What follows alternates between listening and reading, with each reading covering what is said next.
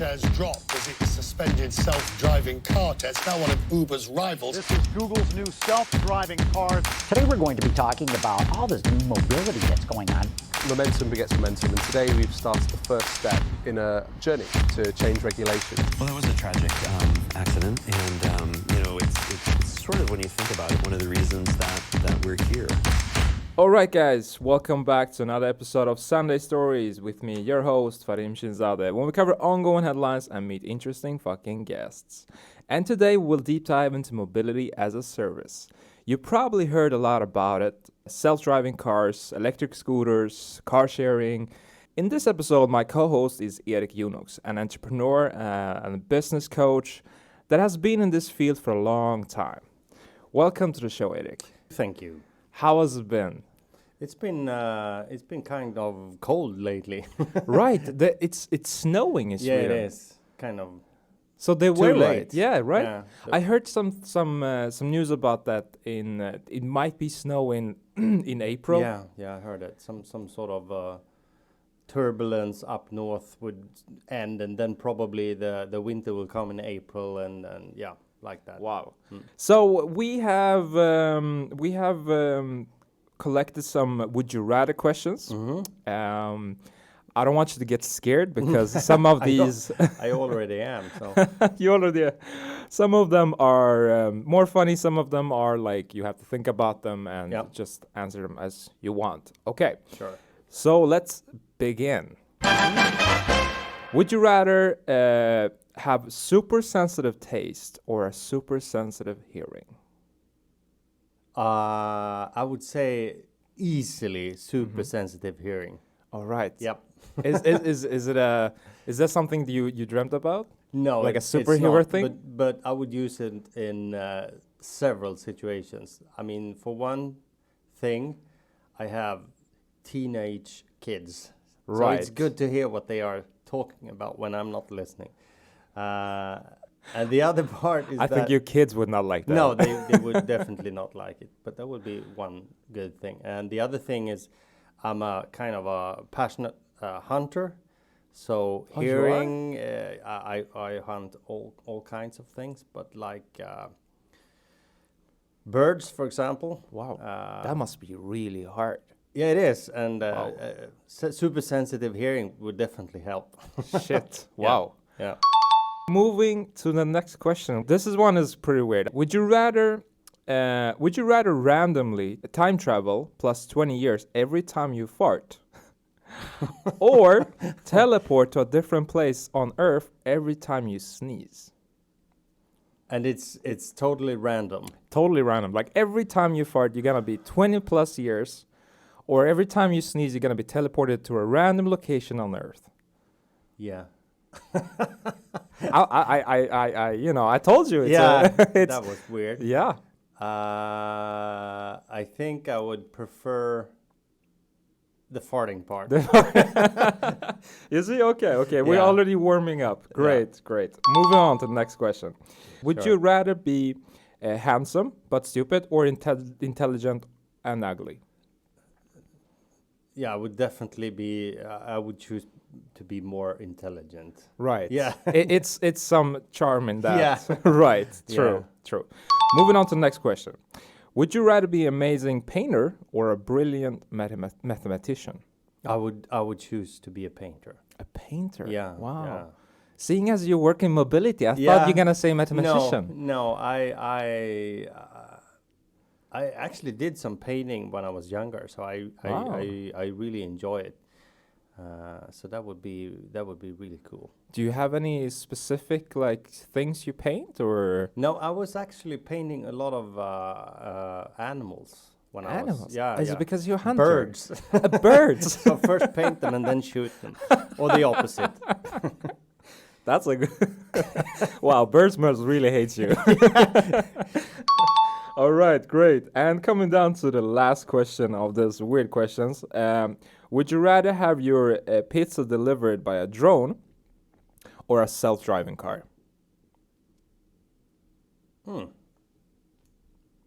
More serious question. Yeah.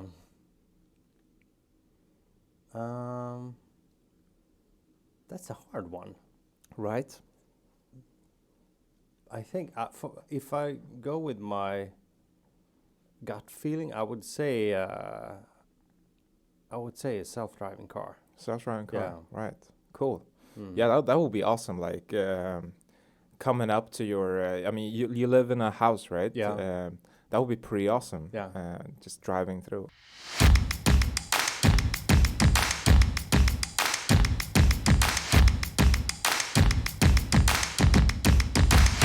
Amazing, man. So we question. went through all of these questions, Yeah. and you're still here. Thank you for being still here. Yep. So let's just, dive into like the company you work with, Citizap, right? Yep. Can you tell us more about Citizap and what you Sure. guys do? We are a mobility as a service company. We have a two-sided business model where one part of it is that we rent out or lease out light electric vehicles. It's a business-to-business deal. So if you work in a co-working space or similar kind of environment, your tenant is the one who's our customer, and you can use the vehicle and pay per drives, basically. Right. And the other part is a mobility service for women only. So we have employed female drivers, and we have it's a subscription model of the service. So we have females as subscribers. So That's really cool basically niche. buy how many trips Yeah.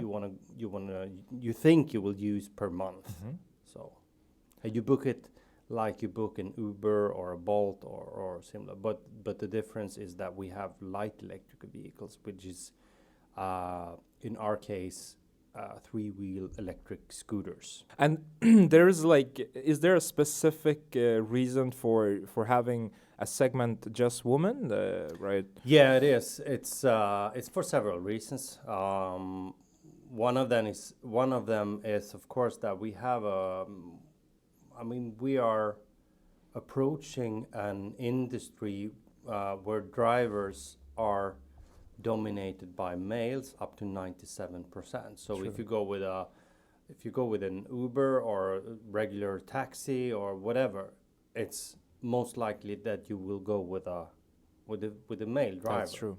So for one thing, we can employ females in kind of a new industry for them, and we have actually had some really good experience when it comes to that, because we have had a lot of applications for women and females who want to become drivers. So Damn. that's one reason. And the other thing is that we know that this customer segment, if you could describe women as a customer segment, they are at least in Sweden and in some other places, they experience a kind of not secure environment. Riding with an unknown male driver, it's not. They feel sometimes insecure. So that's one other reason. But in general, if you want to build a consumer brand, it's much about branding. So it's about All right, branding. yeah. Of It course. is, definitely is. Mm. That's the only way to succeed in today's markets. Yeah. You have so much companies popping up, especially in Sweden. I feel like we are so devoted into making stuff easier. So this popping up every time. You have at one service maybe you have 100 different solutions, right? Yeah. So it's definitely Yeah. true. Yeah. I know that you have been working with mobility before it became this cool, huge thing that people were investing in, right? Tell me about the first mobility project. Yeah, okay. I didn't know that at that time that I was working with e-mobility. That was the name before, or e-mobility is kind of a wider description of the industry. E-mobility is more like electric propulsion. So it could be any kind of vehicle or ship. And in this case, I was developing, it's like 10 years ago, I was developing, it's more than 10 years ago. I was developing the first electric propulsion boat.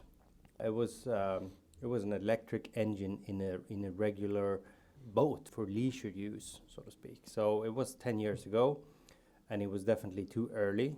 But that's when I got really interested in this electric mobility. Are you like a are you an engineer in your background? No, or I'm like not. I'm not. You're just very fascinated about everything. Yeah, I am. And I mean, I would say that that's one of the things that point out an entrepreneur. They are willing to try new things even though they don't know anything about Right. it. And there are so many talented people that can help you that are engineers. So True. you don't have to be it on your own. But as I said, it was too early, and it was kind of a really shitty financial situation globally. It was 2008. Oof. So the financial markets were like collapsing. And it wasn't that easy to get investments by no, that time, right? No, it wasn't. Not in Sweden, at least. Right. But it's kind of. I mean, I'm glad to see that we have some Swedish startups that works with e-mobility in the boat industry today. And one really good example is Shore. Right. Yeah, Swedish That's the startup. guy who's the founder of Yeah. what's it called? The other company he's founded. Sound Industries. Right, pretty big one. Yeah, really cool guy. Yeah. Mm. Wow. But it's very odd going from like music or like headphones to boats. Yeah, But But as I mentioned, Yeah. it's a typical entrepreneur thing. I mean, you want to build things, you want to try Sure. out new things, you want to do things that no one else has done. right. I've listened to a guy called Ivan Kujrad. Okay. He's, Sounds like a scientist. No, he's not. He's the opposite. Wow. Yeah, he's the founder of Patagonia. Okay. You know, the really big outdoor brand. Right. Yeah, Right. it's been around for like, I think he started 73 or something, 1973. So it's really cool, sustainable brand. Damn. Well, he said that if you want to study real entrepreneurship, you should study kids, because That's true. their approach is, no, I want to do it my own way. I don't want to do it like you tell me. I want to try out something new, and it's the same thing with entrepreneurs. That's correct. Just to refer to the story, have you done this marshmallow challenge? It's very Yeah. famous, right? Yeah. And it's some statistics say that those who do it better than everyone else is actually the kids, Yeah, which is pretty funny that they're better than architects. yeah, And so, yeah, it's very true. We have the first side of it, which is like the manufacturers of this kind of vehicles. yeah. Then we have companies that run this as a service. But like, what is the corporations doing about this? Like the big companies Good we're talking question. about, like big. Yeah. I mean, we were launching, I would say pre-launching 2018, but we were writing our business plans and business model in 2017, and since then it's been crazy in this Right. mobility as a service business or industry, because a lot of really big corporates, not only corporates, it's like, you know, SoftBank, big car manufacturers, they are trying to positioning themselves in the mobility as a service Right. area big time. Yeah. So there's been a lot of investment done since 2017 in all sorts of mobility as a service companies. And that's very good. Like if you see the trend with the environmental, Yeah. you know, Yeah. Greta, for example, and all of this, Mm. it feels like it has been accelerating for the past couple of years. Yeah. So you had the politicians not doing anything, and then Mm. somehow the startups always take the first step Yeah, and yeah. show how it should be done, Yeah. right? And I think it's about an understanding about how to quickly pivot good ideas, Yeah. because you can have an apartment at a big corporate business of hundreds of people, and everyone is working crazy, but still most of the times a startup is faster, Yeah. and they are approaching, like we talked about kids, they're Yeah. approaching the problem in a different way. There's always a culture controlling what is being done at an R&D department. Some, of course, are not like that, but most of them are. And I mean, at management level, there's an understanding that you need startups to be able to be fast. Right. Um, Is it possible for corporate culture to adapt the mentality of No. startups? no, I would say no. Right. I mean, if you look at like Klarna, Mm-hmm. for example, Swedish famous startup, they're not like, I mean, they see themselves as a scale up or Yeah. something like that. But they describe themselves as being hundreds of startups connected in one unit. So they have a different approach on setting up the company. So I think that you need to start from the beginning. You need to start all over. And big corporates, they have a culture, and it's not easy to get rid of it. Yeah. And it's mostly the culture that controls the way you work, I would say. I see. So, I mean, it's hard to describe everyone in the same way, but that's how I see it. At Generally, least. Yeah, right, in general, right, yeah. I was speaking to Susanne Helin from Nordea, and she was referring to like the banking system and the startups. She was saying that, you know, most banks are like oil tanks and startups are like speedboats. Yeah. But because of the big like regulations and, you know, all of this that you have to do, the big companies can't run that fast. I use a phrase, and it says, if you're a startup, you only need one yes to go. Right. And if you're a corporate, you only need one no not to go. Right. Because that's how it's organized. I mean, all the way from management level all the way down, you only need one no. And then the project is shut down. True. If you're a startup, if just anyone in the team says we should try this, and if it's not totally crazy, everyone else will say, yeah, let's do that. Yeah. Let's try that. And let's try it fast. And that kind of culture is so hard to set upon a big corporate. True.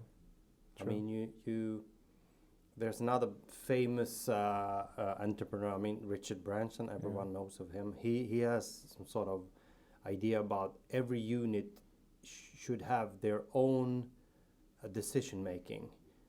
They should not be. The decision making should not come from above, and every unit should not be above 100 people. Right. So units up to 100 people can be self-driven. Right. Yeah. That's his way of not becoming a big, slow oil tank. Right. Yeah. There's another thing as well, because I've listened to a guy that founded Y Combinator. Right. I don't remember the name of him, but he's really cool. He says that every entrepreneur or every startup founder should be happy that most of the people are not willing to work in the startup way, because how would we else get employees after the founding team? That's true. And what's different between a general employee working at the corporate and the startup founder is that they want to work upon a number of set rules. Yeah. I mean, you want to have you want to know where the walls are. I mean, they want to have a space and they want to move in that space. If you have an entrepreneur, they definitely want to go outside that space. So corporate people in general, they want to work this way. Right. They don't want to be uncertain about what is happening tomorrow or the next week. They want to have certain rules to work upon. And that is so clever. that I think that is that is one reason as well. So because of the culture part and also about how people are rigged. Right. Some are entrepreneurs, some are corporates. And if we look at like for example the electric car industry, right? Yeah.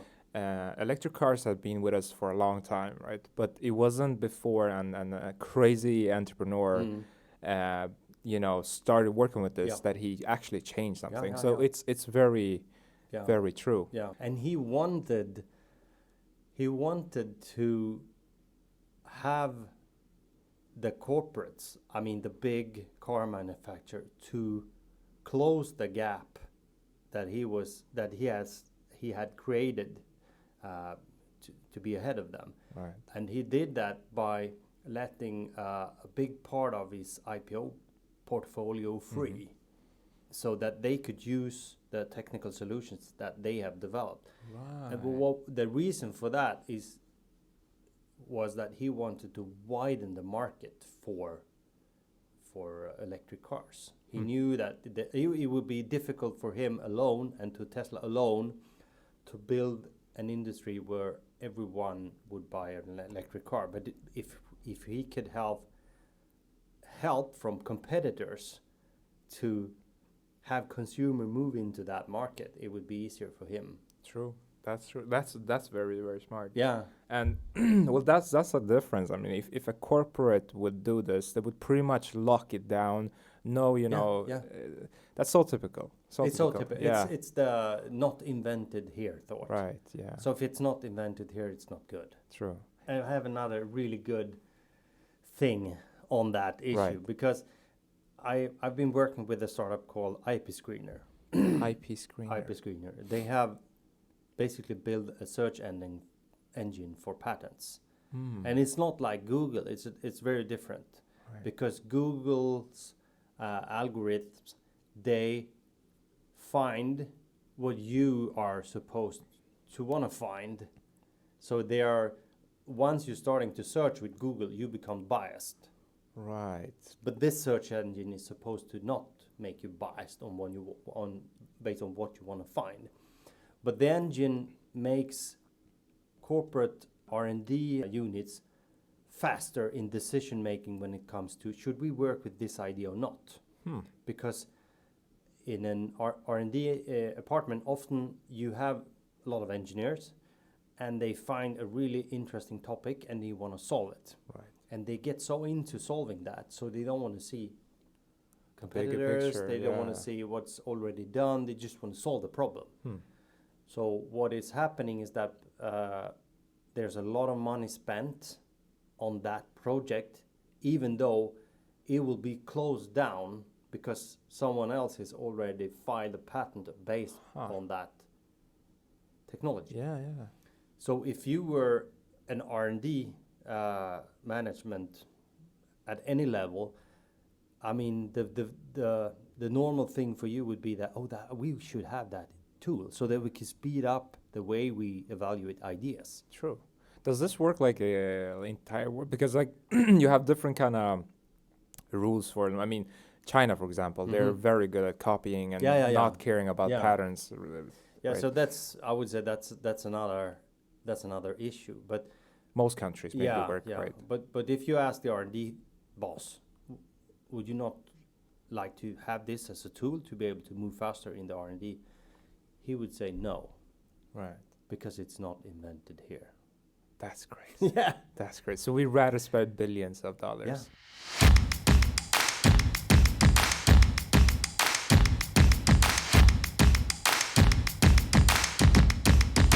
So a lot of things are happening in this mobility. What you call it, e-mobility, right? Yeah, e-mobility is one way to describe it. Yeah. I mean, mobility as a service doesn't necessarily has to be based on e-mobility, which is electric propulsion. Right. It could be other types of propulsion, of course, but so it's a difference between those two. But mobility as a service is it's like software as a service. You don't pay for the product, you pay for the service, you pay for something that you need to. Right. So to classify them, like for example, if I say Uber, what would you classify them as? Oh, there are definitely a mobility as a Mobility, service. right? Mm. If I say electric scooters, Yeah, depends, because if you're talking electric scooters like Voi, it's a mobility as a service. right? But you could also buy scooters, of course. True. Uh, So if you're a manufacturer of the product, then Yeah. you're in the mobility. yeah. Okay, now I got it. There are so many other segments in the mobility as a service industry, because you have, for example, if you're talking self-driving cars, you need to have AI to be able to do autonomous driving. True. So that's one segment. Yeah.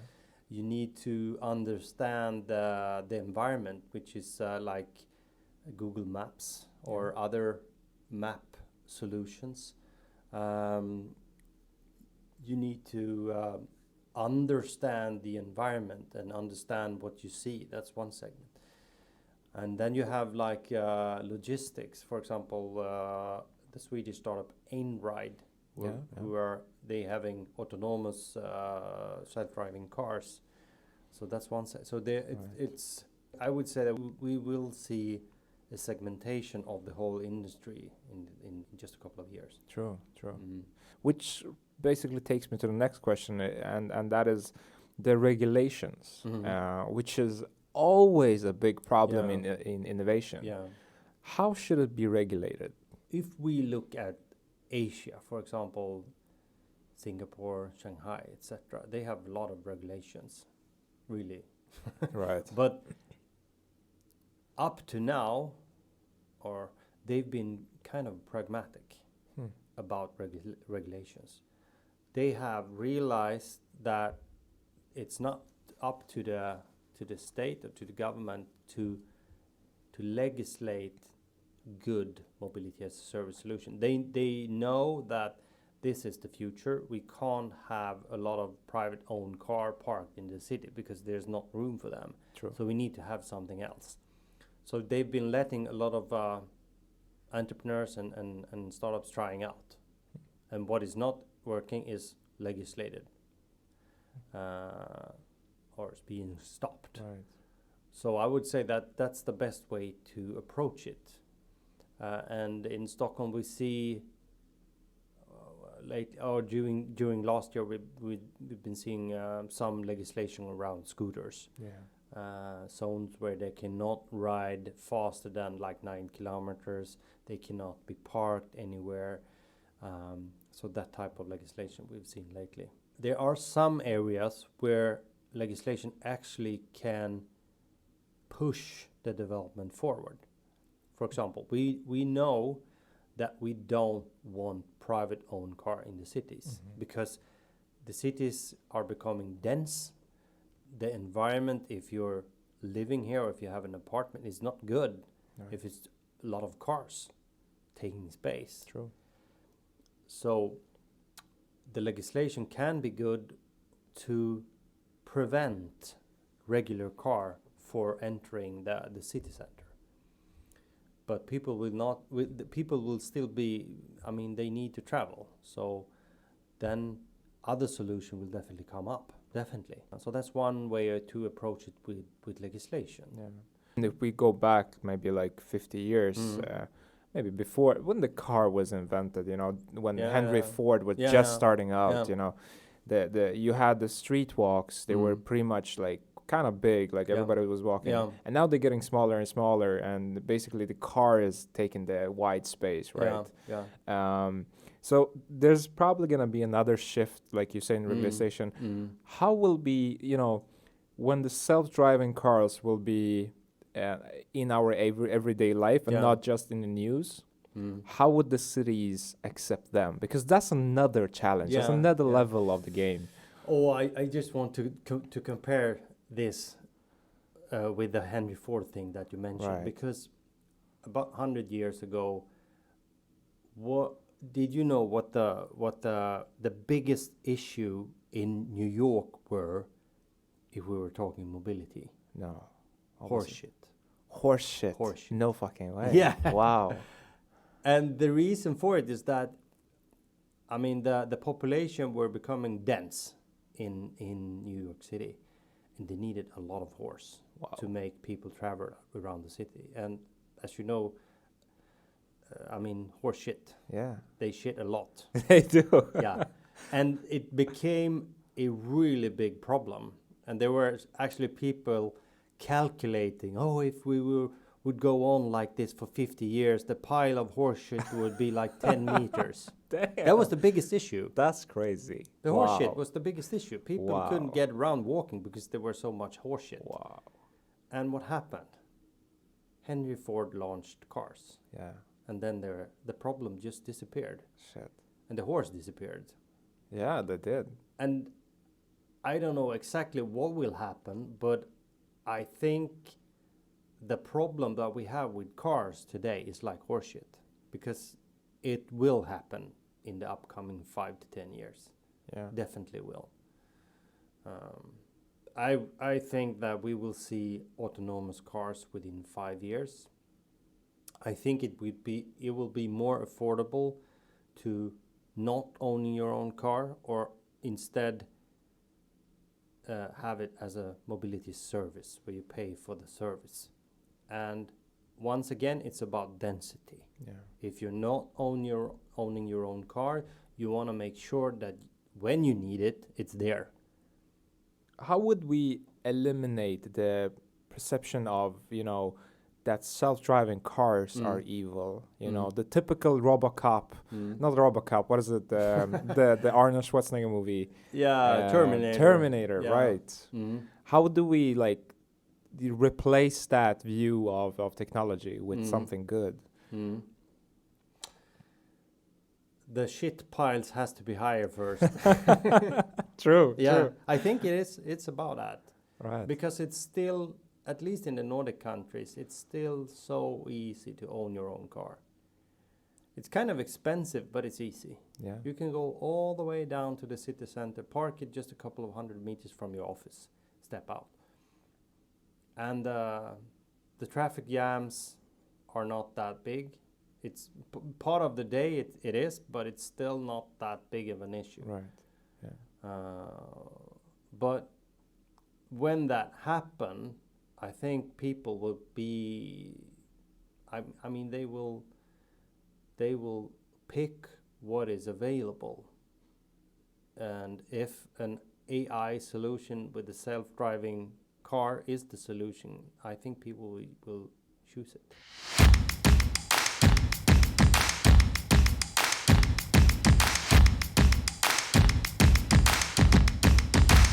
Sometimes I get a little bit scared about AI, and then that's when it's used for bad purposes, like war. Yeah. Like,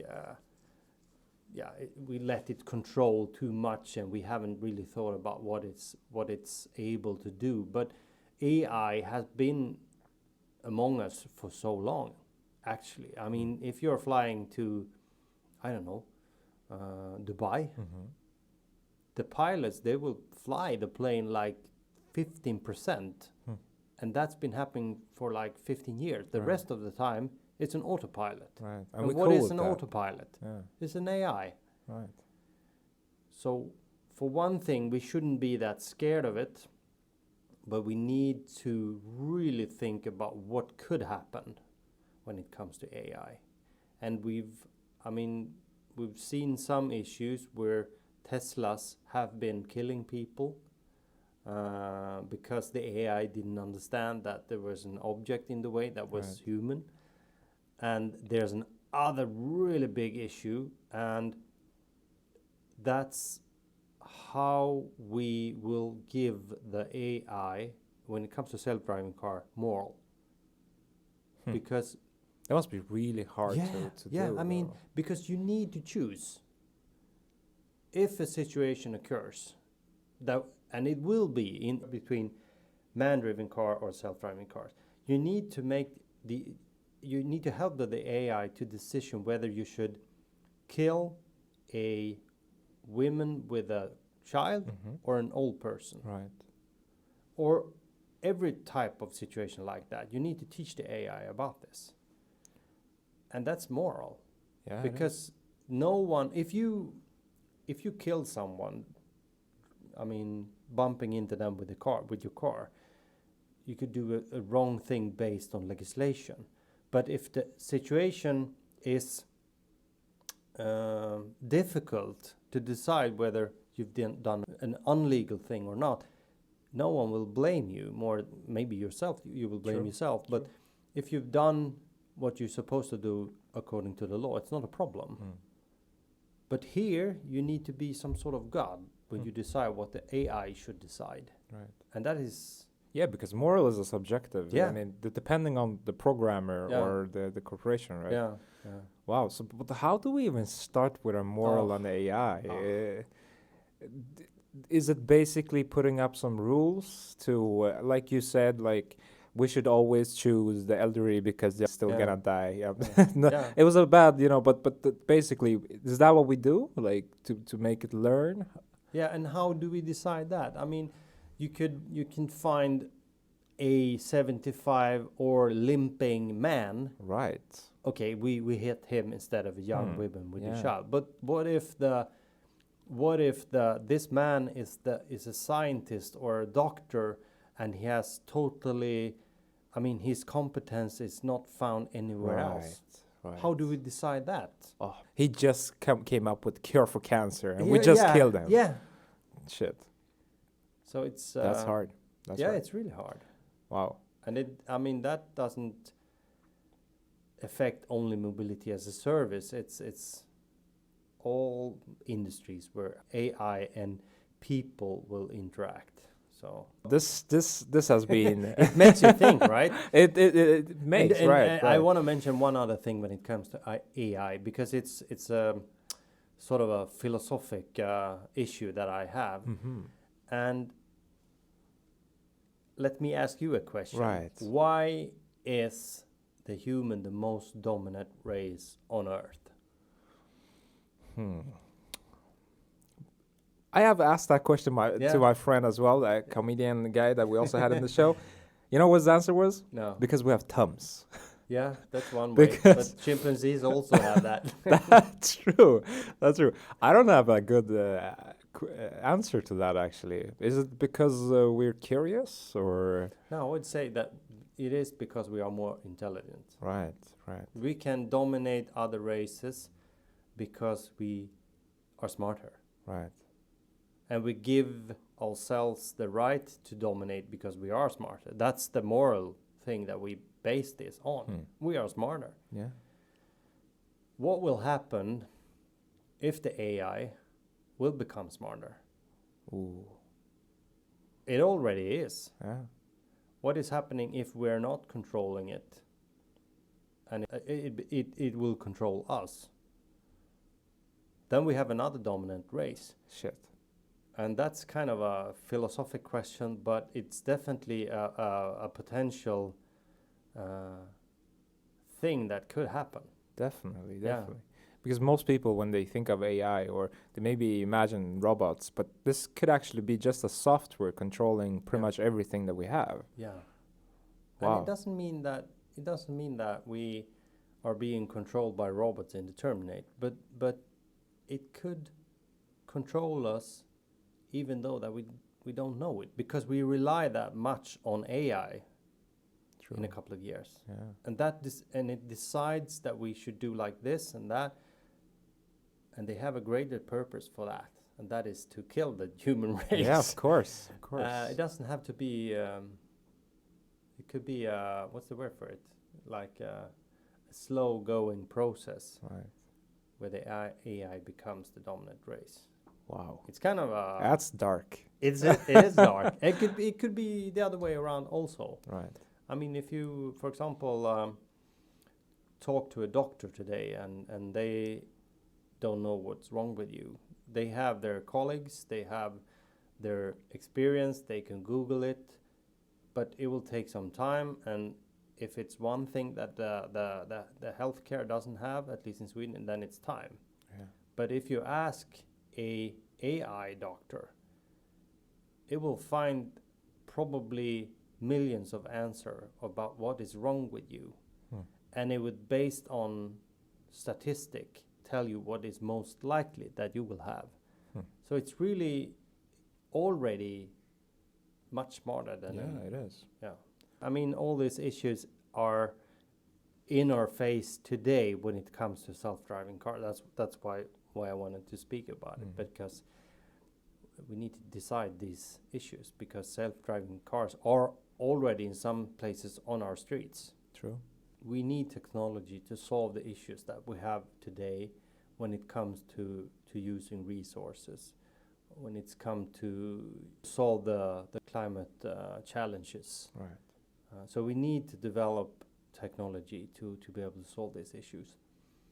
But I think in the end, it's all about what kind of world we would like to live in, because otherwise then we will just let scientists or engineers decide how we should live based on the front-end technologies that are available. Exactly. So we need to decide, how smart do we want the AI to become? Do we want to have it controlling us, or the other way around?